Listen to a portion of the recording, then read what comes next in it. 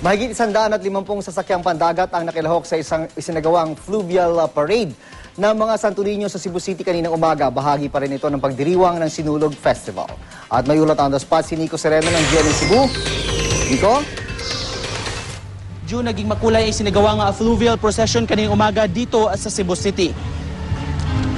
Kaninang madaling araw isinagawa ang misa sa St. Joseph's Parish sa Mandaue City. Matapos nito, inihatid ang imahen ng Santo Niño at Birhen sa Guadalupe sa Owan Wharf. Pasado alas 6 na nang simulan ang fluvial procession. Ang mga sea crafts na sumali, puno sa mga dekorasyong banderitas. Bitbit ang kanilang Santo Niño, ang ilang mga sakay sa bangka at barko, sumasayaw at kumakaway sa pagdaan ng galyon. Kalipay nga way sama. Ano man, ma'am? Murag manindog ng mga balahibo sa taas. It was just absolutely one of the most incredible things I've ever witnessed, really. Yeah, it's amazing. I'm really happy that I got to experience it.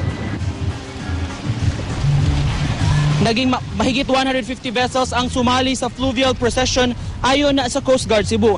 Naging maayos naman sa pangkalahatan ng fluvial procession base sa assessment ng Coast Guard, bagay na ikinatuwa nila. Our overall assessment is that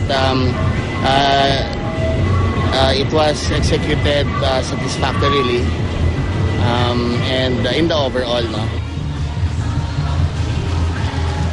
Ngayong hapon na June, inaabangan na isasagawang solemn foot procession ng imahen ni Santo Niño. Samantala bukas isasagawa ang street dancing sa Sinulog Grand Parade. June? Maraming salamat, Nico Sereno ng GMA Cebu.